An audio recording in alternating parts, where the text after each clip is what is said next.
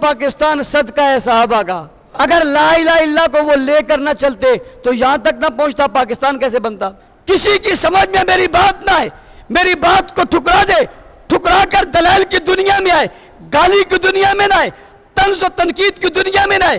دلائل اگر رکھتا ہے اپنے وجود کے اندر تو آئے بتائے کیا لا الہ الا اللہ حضور نے کہا نہیں کہا، صحابہ نے پڑھا نہیں پڑھا، یہ پڑھ کر مسلمان ہوئے نہیں، انہوں نے یہ کلمہ پھیلایا نہیں پھیلایا. بدر میں، عہد میں، حنین میں، خیبر میں، تبوک میں، یرموک میں، غزوات میں، یہاں تک کہ پہاڑوں میں، صحراؤں میں، دریاؤں میں، سمندروں میں، فضاؤں میں، بچے اولاد خاندان چھوڑ کر سارے عالم میں قسم کھا کر بتائیے انہوں نے پہنچایا یا نہیں پہنچایا؟ پاکستان 14 اگست کو معرض وجود میں آیا. یہ بھی یکدم 14 اگست کو کوئی زمین پھٹی اور اس میں سے پاکستان نہیں نکل آیا، کوئی آسمان کے اوپر سے پاکستان نہیں گر گیا. یکدم کوئی ایک بات ہو گئی اور پاکستان اس کے اندر سے کسی چیز سے نکل آیا. نہیں بھائی نہیں. پاکستان کیسے بنا؟ پاکستان محنتوں سے بنا اور کوششوں سے بنا اور قربانیوں سے بنا، اور وہ کوششیں اور وہ قربانیاں اور وہ کاوشیں مسلمانوں نے دی اور دینے کے بعد یہ ملک بنایا.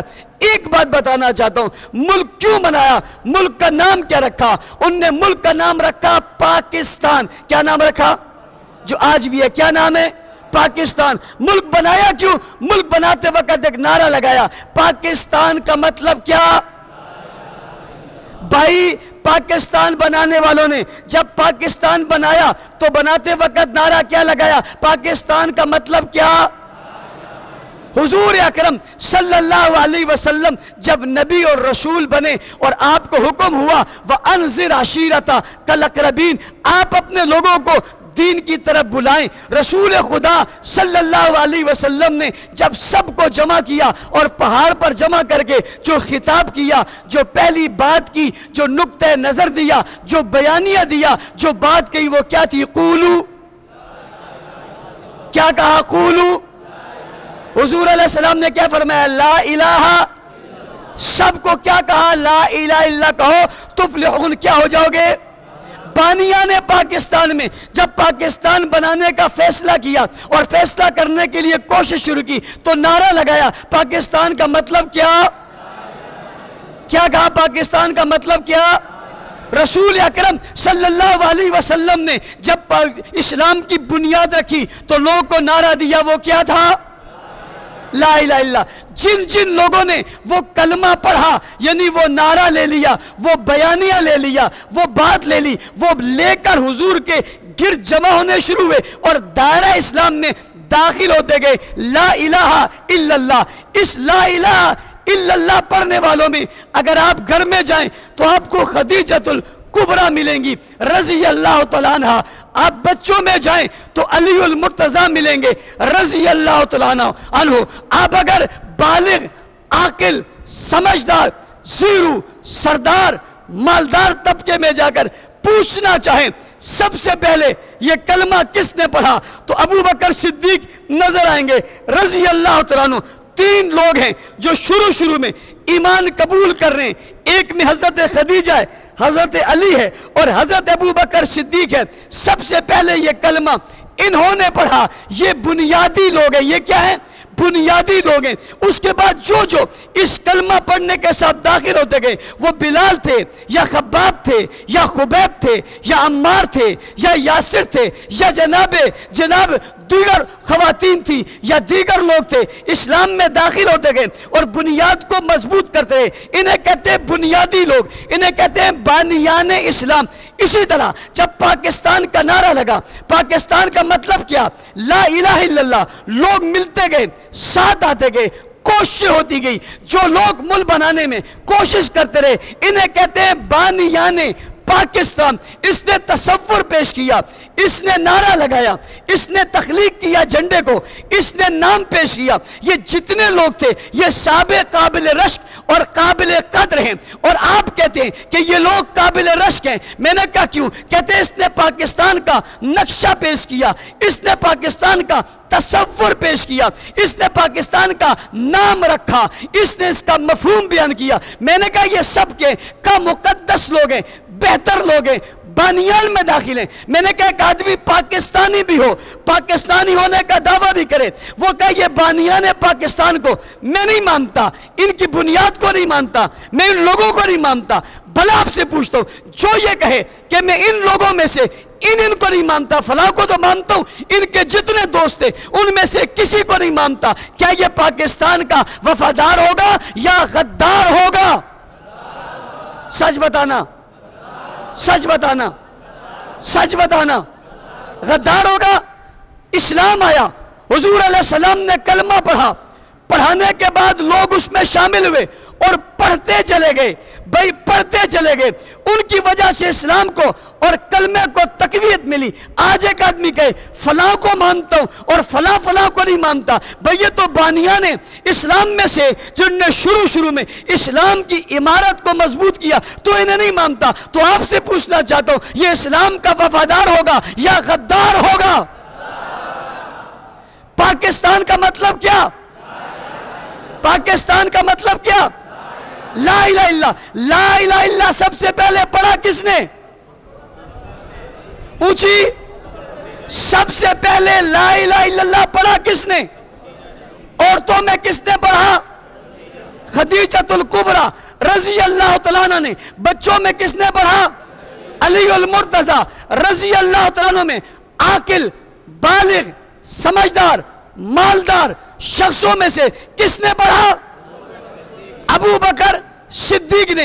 ये पढ़कर नबी का साथ देकर इस कलमे को परवान चढ़ाया। बानियान पाकिस्तान जिस कलमे की बुनियाद पे मुल्क हासिल कर रहे हैं, इसको लेने वाले, इसको पढ़ने वाले, इसको समझने वाले, इसको पहुंचाने वाले, लेकर मशरिक से मगरिब, शिमाल जुनूब तक पहुंचाने वाले, फिर अरब से अजम तक लाने वाले, फिर हिंदुस्तान तक पहुंचाने वाले, बर्रे सगीर तक लाने वाले, ये कौन थे? कौन थे? किसी की समझ में मेरी बात ना आए, मेरी बात को ठुकरा दे, ठुकरा कर दलाल की दुनिया में आए, गाली की दुनिया में ना आए, तंज़ और तनकीद की दुनिया में ना आए। दलाल अगर रखता है अपने वजूद के अंदर तो आए बताए, क्या ला इलाहा इल्लल्लाह हुजूर ने कहा नहीं कहा, सहाबा ने पढ़ा नहीं पढ़ा, ये पढ़कर मुसलमान हुए नहीं, उन्होंने ये कलमा फैलाया नहीं फैलाया। बदर में, ओहद में, हुनैन में, खैबर में, तबूक में, यरमूक में, गज़वात में, यहाँ तक के पहाड़ों में, शहरों में, दरियाओं में, समुद्रों में, फिजाओं में, बच्चे औलाद खानदान छोड़कर सारे आलम में कसम खाकर बताइए उन्होंने पहुंचाया या नहीं पहुंचाया?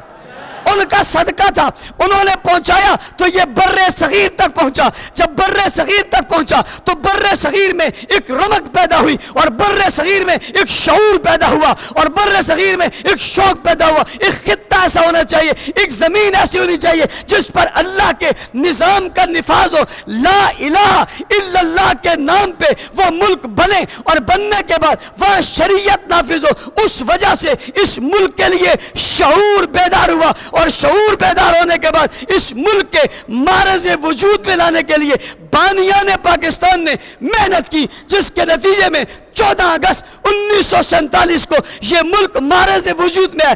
पूछता हूं, यह नियामत है या नहीं है? नियामत है। जिस कलमे की बुनियाद पे है वो भी नियामत है या नहीं है? वो कलमा जिनकी बुनियाद पे है वो भी नियामत है या नहीं है? बात समझ आ गई? अगली बात, मुल्क का नाम क्या होगा? नाम रखने वाले का नाम पाकिस्तान होगा। पाकिस्तान नाम क्यों रख रहे हो? उसने कहा बयानिया ला इलाहा इल्लल्लाह है, तो नाम भी पाकिस्तान होना पड़ेगा। भाई पाकिस्तान क्यों? ये किस तखय्युल से तुमने पाकिस्तान को निकाला? उसने कहा मैंने मदीना तैयबा से निकाला। किससे? ला इलाहा इल्लल्लाह कहां आया? मक्का मुकरमा में। कहां आया? कहां आया? ला इलाहा इल्लल्लाह आया मक्का मुकरमा में और ला इलाहा इल्लल्लाह नाफिज हुआ मदीना मुनव्वरा में। पाकिस्तान की बुनियाद पे नारा है ला इलाहा इल्लल्लाह और नाम है पाकिस्तान। पाकिस्तान असल में पाक आस्तान। पाक आस्तान का माना है पाक जगह। क्या माना है? क्या माना है? पाक आस्तान का माना है पाक जगह। ये पाकिस्तान पाक जगह, یہ ترجمہ کس کا ہے؟ یہ ترجمہ ہے مدینہ طیبہ، پاک شہر۔ کس کا ترجمہ ہے؟ پاکستان کس کا ترجمہ ہے؟ پاکستان ترجمہ ہے مدینہ طیبہ کا، پاکستان بیانی ہے مکہ مکرمہ کا۔ مکہ مکرمہ سے لا الہ الا اللہ کی صدا چلی، حضور مدینہ منورہ میں آگئے، مکہ فتح ہو گیا، علاقے فتح ہو گئے، مرکز کہاں قائم ہوا، حکومت کہاں قائم ہوئی، حضور کہاں رہے؟ یہ مدینہ منورہ ہے، یہ مدینہ طیبہ ہے، پاک آستان، پاک جگہ۔ پاکستان ترجمہ ہے مدینہ طیبہ کا۔ اب آئیے مدینہ طیبہ کا ترجمہ ہے، مدینہ طیبہ میں کیا ہوا؟ مدینہ طیبہ میں اسلام آیا ہی نہیں، مدینہ طیبہ میں اسلام نافذ ہوا ہے، اس کا نفاذ ہوا ہے۔ دنیا کی سب سے پہلی ریاست جو لا الہ الا اللہ کے نام پہ معرض وجود میں آئی، اس کو مدینہ طیبہ کہتے ہیں۔ باقی دنیا کے ملک یوں فتح ہو رہے، پاکستان صرف لا الہ الا اللہ کے معنی اور مفہوم پر بنا ہے، اور معنی اور مفہوم پر بن کر گویا یہ اس مقصد کے لیے دوسری ریاست ہے جو محض اسلام کے لیے قائم ہوئی ہے۔ ایک ریاست کا نام مدینہ طیبہ ہے۔ اب آئیے مدینہ طیبہ جو ریاست ہے، جو پہلی ریاست ہے، جو اسلامی ریاست ہے، پوچھنا چاہتا ہوں اس کے اسلامی ریاست ہونے میں کوئی شک ہو سکتا ہے؟ بھائی اس کے اسلامی ریاست ہونے میں کوئی شک ہو سکتا ہے؟ نہیں ہو سکتا۔ لا شک بات ہے کہ مدینہ منورہ اسلامی ریاست ہے۔ حضور اکرم صلی اللہ علیہ وسلم نے اس ریاست کو قائم کیا، اور 9 لاکھ مربع میل پر حضور کی زندگی میں اس ریاست کے ذریعے سے اسلام نافذ ہوا، جس کا محور اور مرکز مدینہ منورہ تھا۔ حضور علیہ السلام 63 سال کی عمر میں اور 23 سالہ نبوت کی عمر گزارنے کے بعد جب اس دنیا سے رخصت ہوئے تو ریاست مدینہ کا ڈھانچہ تبدیل نہیں ہوا، ریاست مدینہ کے اصول تبدیل نہیں ہوئے۔ 9 لاکھ مربع میل میں کوئی اس زمین جو ہے وہ کسی اور کے پاس نہیں گئی، بلکہ آپ دنیا سے گئے تو انتہائی جانے سے پہلے اپنے مسلح پہ اپنا جانشین کھڑا کیا، اور جانشین کو کھڑا کر کے سب کو اس سے پیچھے کھڑا کر کے خود اپنی آنکھوں سے یہ منظر دیکھ کر اپنی اس ریاست کو ایک کامیاب شاہراہ پر ڈالنے کے بعد دنیا سے رخصت ہوئے۔ آپ کے بعد اس مسند میں اور اس ریاست کے جو پہلے خلیفہ بنے اور پہلے حکمران بنے اور آپ کے جانشین بنے اور مسلح کے وارث بنے اور جناب صحابہ کرام کے امام بن کر اس ریاست کو کامیاب کرنے کے لیے جو اس مسلح پر آئے، ان کا نام کیا ہے؟ اونچی بولیں، ان کا نام کیا ہے؟ ان کا نام ہے ابو بکر صدیق۔ یہ مسند ریاست مدینہ ہے، اس کے پہلے خلیفہ کا نام ابو بکر ہے۔ کیا سوچ سکتے ہیں، کیا تصور ہو سکتا ہے کہ پہلے دینی حضور کے جانے کے فوراً بعد یہ مسند قبضہ ہو گئی، کسی اور نے لے لی، کوئی اور اس پر آ گیا؟ بھلا یہ ہو سکتا ہے؟ کیا حضور کی تعلیمات کا کوئی اثر نہیں ہے؟ کیا حضور کی فکر کا کوئی اثر نہیں ہے؟ کیا حضور کے جناب وجود کا کوئی اثر پہلے دن ہی ختم ہو گیا؟ نہیں ہو سکتا۔ پہلا خلیفہ پر حق خلیفہ، خلیفہ بلا فصل، مسلح پہ کھڑے ہوئے، سب نے پیچھے ہو کر حمایت کی، 2 سال حکومت کی اس مسلح کے یعنی ریاست کے پہلے امام رہے۔ کون سی ریاست جسے مدینہ منورہ اور مدینہ طیبہ کی ریاست کہا جاتا ہے؟ کون سی ریاست جس کا ترجمہ پاکستان ہے؟ کون سی ریاست جس کی بنیاد پہ پاکستان بنا گیا؟ کون سی ریاست جس کی وجہ سے پاکستان معرض وجود میں آیا؟ کون سی ریاست جس کی برکت سے دنیا میں دین پھیلا؟ کون سی ریاست جس مسند کی خوبصورتی، خوبی، انفرادیت، اعزاز کی وجہ سے کائنات میں اسلام پھیلتا چلا گیا؟ اس کے پہلے خلیفہ ابو بکر صدیق 2 سال گزارے، 9 لاکھ مربع میل سے 11 لاکھ مربع میل پر اسلام کا پرچم لہرایا۔ جناب اس خلیفہ کا انتقال ہوا، دنیا سے رخصت ہوئے۔ مسند رسول اور مسند خلیفہ رسول کے بعد خلیفہ ابو بکر بن کر جناب عمر مسلح پر کھڑے ہوئے، 10 سال حکومت کی، 10 سال اقتدار میں رہے. خلافت جناب مسند رسول پر آنے کے بعد اور مسند ریاست مدینہ میں آنے کے بعد کوئی خلفشار نہیں ہے, کوئی جھگڑا نہیں ہے. اتحاد کا اتفاق کا ایک مظہر ہے, اور اس اتحاد اور اتفاق کا مظہر بن کر 10 سال گزارے. کتنے آگے بڑھے, 22 لاکھ مربع میل پر اسلام کا پرچم لہرایا. یعنی خلافت راشدہ کے اس دوسرے سنہری دور کے اندر اور ریاست مدینہ کے اس دوسرے خلیفہ نے اس مسند اور اعزاز کو آگے بڑھاتے ہوئے 9 لاکھ 11 لاکھ سے 22 لاکھ مربع میل تک پہنچا دیا. نظام مدینہ, ریاست مدینہ, احیاء مدینہ, خلافت مدینہ, پیغام مدینہ جو لا الہ الا اللہ کی صورت میں اس جگہ پہ آیا تھا, یہ نور پھیلتے پھیلتے 22 لاکھ مربع میل پر گیا. 10 سال حکومت کرنے کے بعد حضرت عمر اس دنیا سے رخصت ہوئے. شورا کے فیصلے کے مطابق عثمان غنی خلیفہ وقت بنے, یعنی اس مسلح کے وارث بنے, اور مسند رسالت یعنی مسند عمر پر اب وہ آ گئے. اس کے بعد وہ خلیفہ بنے. یہ ریاست مدینہ کے تیسرے خلیفہ ہیں, تیسرے خلیفہ بنے. 12 سال تک حکومت کی. 12 سال میں 22 لاکھ مربع میل سے اسلامی ریاست بڑھتے بڑھتے 44 لاکھ مربع میل پر اسلامی ریاست وسیع اور حریص ہو گئی. اس کی سرحدیں بڑھتی چلی گئی, فتوحات ہوتی چلی گئی. قومیں, قبیلے, علاقے, وطن, شہر, بستیاں, ملک اس کے اندر شامل ہوتے رہے. اگر میں اگلے الفاظ میں کہوں تو دریا, سمندر, ہوائیں, علاقے سب اس میں شامل ہوتے رہے. ہوتے ہوتے 44 لاکھ مربع میل پر پھیلا کہ یہ تیسرا خلیفہ اس ریاست مدینہ کا دنیا سے رخصت ہوا, جنہیں باقی سب نے مانا. چوتھے خلیفہ ہے جنہیں علی المرتضیٰ کہا جاتا ہے. خلفشار غیروں نے پیدا کیا, دشمنوں نے پیدا کیا.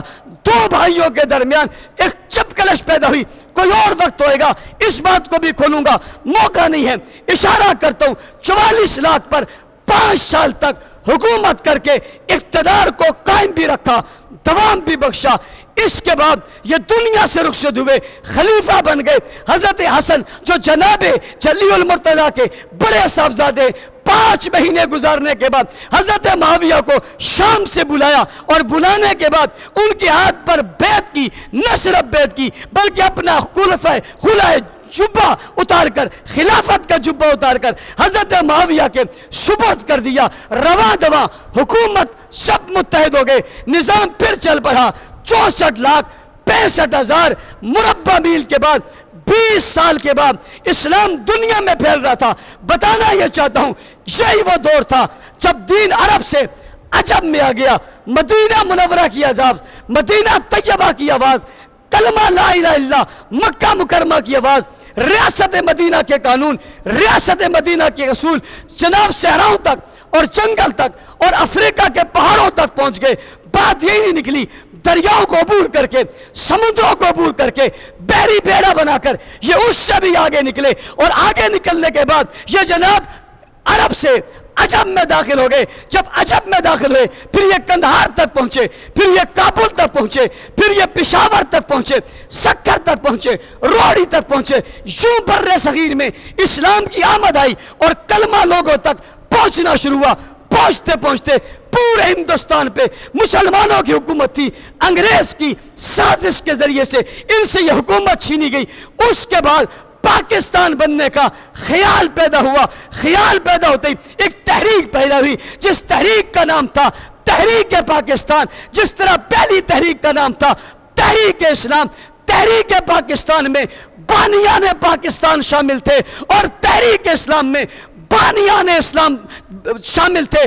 تحریک پاکستان میں شامل ہو کر اس قافلے کو بڑھانے والے بھی قابل رشک ہیں, لیکن اس سے کئی قدر زیادہ, کئی حیثیت زیادہ, کئی مرتبہ زیادہ وہ قابل رشک تھے جنہوں نے تحریک اسلام کا حصہ بن کے مکہ سے مدینہ, مدینہ سے جناب پوری دنیا میں دین پہنچایا.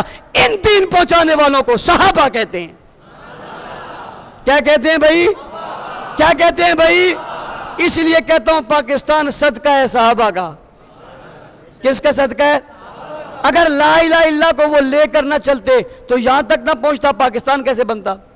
اگر وہ مدینہ طیبہ میں نظام قائم کر کے وہیں بیٹھ جاتے اور قافلے چلا کر 64,65,000 مربع میل پر حضرت امیر معاویہ کے دور میں یہ قافلہ نہ چلتا تو ہمیں اور آپ کو کیا پتہ چلتا کہ نظام حق کیا ہے؟ ہمیں کیا پتہ چلتا نظام مدینہ کیا ہے اور ریاست مدینہ کیا ہے؟ اور ریاست مدینہ کا نام لینے والوں اور مدینہ کو محبت کا محور اور مرکز سمجھنے والوں، آج بھی مدینہ جاتے ہو، روزہ رسول پہ سلام پڑھتے ہو، 2 خلیفہ آج بھی حضور کے دائیں اور بائیں موجود دنیا کو بتا رہے کہ جب بھی مدینہ کا ذکر کرو گے ابو بکر عمر کا ذکر ضرور کرنا پڑے گا۔